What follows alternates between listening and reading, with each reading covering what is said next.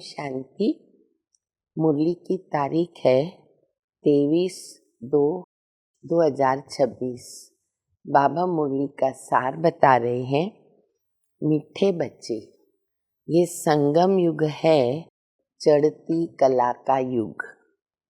इसमें सभी का भला होता है, इसीलिए कहावत है कौन सी? चढ़ती कला तेरे भाणे, सर्व का भला। प्रश्न है, बाबा सभी ब्राह्मण बच्चों को बहुत बहुत बधाइयाँ देते हैं।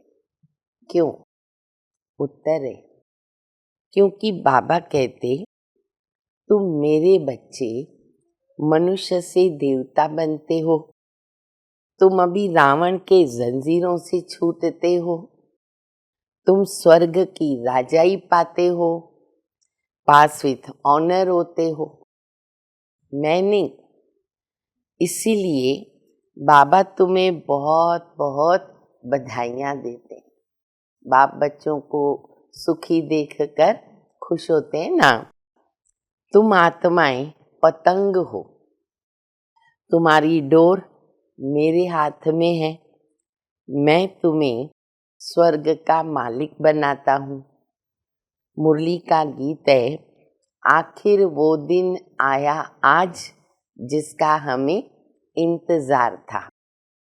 बाबा मुरली की शुरुआत में ही कहते हैं कि बच्चे, जो मैं बच्चों को सुनाता हूँ ये है अमर कथा, सत्यनारायण की कथा और तीजरी की कथा।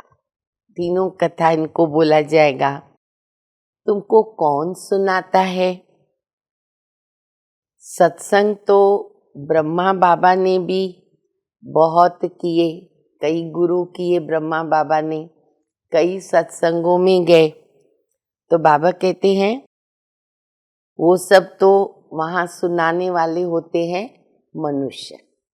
जितने भी सत्संग हैं सब में मनुष्य ही सुनाते हैं। भारत में तो गली गली में सत्संग है। तो बाबा कहते ये जो अपना सत्संग है ये वंडरफुल है। तुम्हारी बुद्धि में कौन है? परमात्मा, शिव बाबा। तुम बाबा के सामने बैठे हो, सुप्रीम फादर, गॉड फादर। बाकी सब जगह क्या होता है? मनुष्य के नाम लिए जाते, ये स्वामी आएगा, ये गुरु, उनके नाम से याद होता है तो वो मनुष्य है। फिर शिष्य भी तो उनके मनुष्य ही होते हैं।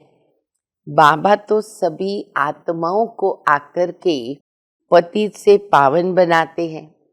फिर तुम्हारे में कोई कच्चे हैं, कोई पक्के हैं, क्योंकि आधा कल्प से बच्चे तुम देह अभिमान में चले हो। इसीलिए बाबा तुम बच्चों को ये बार बार कहते हैं कि बच्चे देही अभिमानी बनो। बाबा कहते दुनिया में आजकल है ना, सोशल वर्कर भी बहुत निकले, पहले इतने नहीं थे। अभी तो हम भी देख रहे हैं कितने सोशल वर्कर्स हैं। तो बाबा कहते वो सब तो है जिस्मानी सेवाएं करते, और तुम हो रूहानी। बहुत पहले जब नहीं थे सोशल वर्कर, क्योंकि राजा रानी का राज्य चलता था।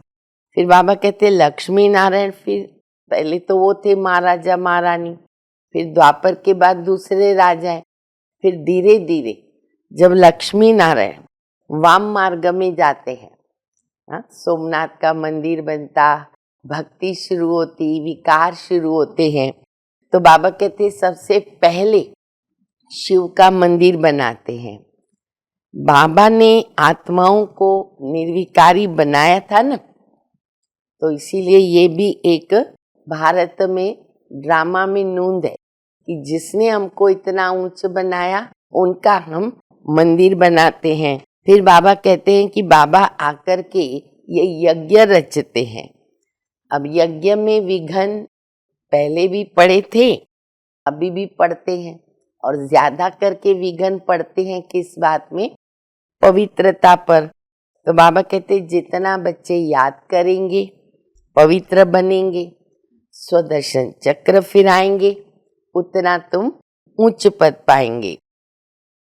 आत्माओं को बाबा कहते कोई देख नहीं सकता, ना आत्मा को देख सकते न परमात्मा को देख सकते हैं। साक्षात्कार होता है दिव्य दृष्टि से, बहुत ट्राई करते हैं। किया था ना एक बार किसी ने, ऐसे व्यक्ति जो मरने वाला है, कांच के अंदर बंद किया, पता नहीं चलता है आत्मा कहाँ से कैसे निकल गई। फिर बाबा कहते हैं ज्ञान का सागर तो मैं हूँ, माताएं नदियां और गोप है ज्ञान मान सरोवर। प्रवृत्ति मार्ग चाहिए। बाबा का फरमान है कोई देहधारी को याद नहीं करो बच्चे, मन मना भव मध्याजी भव। माया के तूफान आएंगे पर डरना नहीं। हाँ, कर्म इंद्रियों से कर्म नहीं करना। फिर बाबा लास्ट में कहते शिव जयंती के लिए बच्चे कितनी तारें भेजते हैं। तो बाबा कहते बच्चे तत्व, बाबा तुमको बधाइयाँ देते हैं क्योंकि तुम मनुष्य से देवता बनते हो, पास विथ ऑनर बनते हो। अच्छी मार्क्स लेंगे तो पास विथ ऑनर होते हो, तुम रावण के जंजीरों से छूटते हो, तुम सभी आत्माएं पतंग हो और तुम्हारी रस्सी जो है ना, डोर, वो किसके हाथ में है? बाबा के हाथ में है। अभी हम सुनेंगे धारणा के लिए मुख्य सार। पास विथ ऑनर होने के लिए एक बाबा को याद करना है, किसी भी देहधारी को नहीं। इन आँखों से जो कुछ दिखाई देता है उसे देखते हुए भी नहीं देखना है। दूसरा, हम अमर लोक की यात्रा पर जा रहे, इसलिए मृत्यु लोक का कुछ भी याद न रहे। इन कर्म इंद्रियों से कोई भी विकर्म न हो, ये ध्यान रखना है। वरदान है अपने शिक्षा स्वरूप द्वारा शिक्षा देने वाले शिक्षा संपन्न योग्य शिक्षक भव। योग्य शिक्षक उसे कहा जाए जो अपने शिक्षा स्वरूप द्वारा शिक्षा देवे। उनका स्वरूप शिक्षा संपन्न होगा, उनका देखना चलना भी किसी को शिक्षा देगा। जैसे साकार रूप में कदम कदम हर कर्म शिक्षक के रूप में प्रैक्टिकल में देखा, जिसको दूसरे शब्दों में चरित्र कहते हैं। किसी को वाणी द्वारा शिक्षा देना ये तो कॉमन बात है, लेकिन सभी अभी अनुभव चाहते हैं। तो अपने श्रेष्ठ कर्म श्रेष्ठ संकल्प की शक्ति से अनुभव कराओ। स्लोगन है संकल्पों की सिद्धि प्राप्त करने के लिए आत्म शक्ति की उड़ान भरते चलो। अव्यक्त इशारा, एकता विश्वास की विशेषता द्वारा सफलता संपन्न बनो। संगठन को एकता के सूत्र में पिरोने के लिए वाणी की शक्ति पर विशेष ध्यान दो। वाणी सदा निर्मल हो, कम बोलो, धीरे बोलो, मीठा बोलो, सम्मानजनक बोलो। अभी तक साधारण बोल ज्यादा है, अलौकिक बोल हो, फरिश्तों के बोल हो और हर बोल मधुर हो। अभी इस बात पर अंडरलाइन करो, तब प्रत्यक्षता होगी।